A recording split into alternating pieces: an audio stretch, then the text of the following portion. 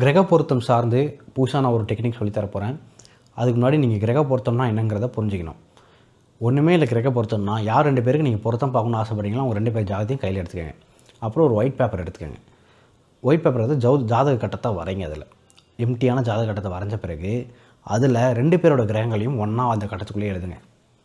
அதை அப்படியே பார்த்து எழுதுங்க. அப்படி பார்த்து எழுதிட்டிங்க அப்படின்னா, ஃபார் எக்ஸாம்பிள் உங்களுடைய அந்த பையனுக்கு வந்து சூரியன் வந்து மேஷத்தில் இருக்குதுன்னு வச்சுக்கோங்க. அந்த பொண்ணுக்கு சூரியன் வந்து துலாமில் இருக்குது அப்படின்னா 2த்தையுமே அப்படியே எழுதிடுங்க. அப்படி என்னெல்லாம் அங்கே இருக்கோ அப்படியே எழுதுங்க. அப்படி எழுதின பிறகு 2 சூரியன் இருக்கும், 2 சந்திரன் இருக்கும், இப்படி எல்லா கிரகங்களும் 2 இருக்கும். அப்படி 2 இருக்கிற கிரகங்களில் ஏதோ ஒரு கட்டத்தில் சந்திரனும் ராகுவும் ஒன்றா இருக்கான்னு பாருங்கள். அதாவது இந்த நபருடைய சந்திரனும் இந்த நபருடைய ராகுவும் ஒன்றா இருக்கான்னு பாருங்கள். ஒரே கட்டத்துக்குள்ளே வரதான்னு பாருங்கள். அப்படி வந்துச்சுன்னா உங்களுக்காக தான் இந்த வீடியோ. ஃபஸ்ட்டு சந்திரன் என்ன குறிக்கும்னு புரிஞ்சுக்கணும். சந்திரன்றது தான் ஒருத்தருடைய மனதை குறிக்கும், அம்மாவை குறிக்கும், மாமியாரை குறிக்கும், யுட்ரஸை குறிக்கும். இப்படி பல விஷயங்களே சந்திரன் குறிக்கும். அதோட ப்ராப்ளம் கொடுக்கக்கூடிய கிரகமான ராகு வந்துச்சு அப்படின்னா என்ன மாதிரி பிரச்சனைகள் வரும்? ஃபஸ்ட்டு இந்த நபர்களுக்குள்ள சந்திரன் நபருக்கு ராகு நபர் மேலே அதிகப்படியான பாசம் இருக்கும். எவ்வா அப்படிங்கிற அளவு பாசம் இருக்கும். அதே போல் அந்த பாசத்துக்கு நிகரான பயமும் இருக்கும்.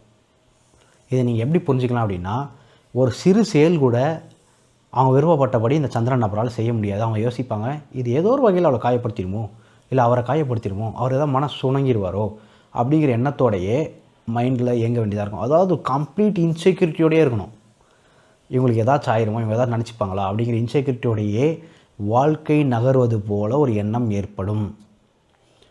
ராகுங்கிறது ஆம்ப்ளிஃபையர். அதாவது ராகுங்கிறது வந்து ஒன்றை பேரை பேனாக்கி பேனை பெருமாளாக்கி சம்திங் ஏதோ சொல்லுவாங்கள்ல, அது போல் ராகு பெருசாக்கும் எல்லாத்தையும். ராகுங்கிறது வந்து சந்திரன்கிட்ட குட்டியூண்டு பேராசை இருந்துச்சுன்னா அது ஊதி ஊதி ஊதி ஊதி ஊதி பெரிய பேராசைக்காரர்களாக மாற்றிடும். நான் பார்த்துருக்கேன் சில ஜாதகங்களில். ஒரு பெண்ணோட ஜாதகத்தில் சந்திரன் இங்கே இருக்குது, அதே இடத்துல ராகு இருக்குது, கிட்டத்தட்ட சேம் டிகிரி. இந்த ராகு நபர் வந்து நான் வந்து பெருசாக வீடு, இவங்ககிட்ட எவ்வளோடா காசு இருக்குன்னா தெரியாது, ஆனால் வீடு கட்டணும்னு ஆசைப்படுவாங்க. இவங்க இந்த ஆசையை கொண்டு இந்த பொண்ணுக்கிட்ட சொல்லி இந்த பொண்ணு என்ன பண்ணணும்னா அவங்க அப்பா கிட்ட போய் டார்ச்சர் பண்ணணும். அப்பா எனக்கு பணம் வேணும், அப்பா எனக்கு பணம் வேணும், அப்பா எனக்கு பணம் வேணும்.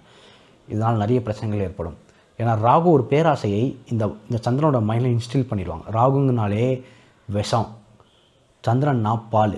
இந்த பாம்பு என்ன பண்ணுன்னா இந்த விஷத்தை இந்த பாலில் கக்கிரும். இந்த நபரும் பேராசைக்கார நபராக மாறுவதற்கான பாசிபிலிட்டி உண்டு.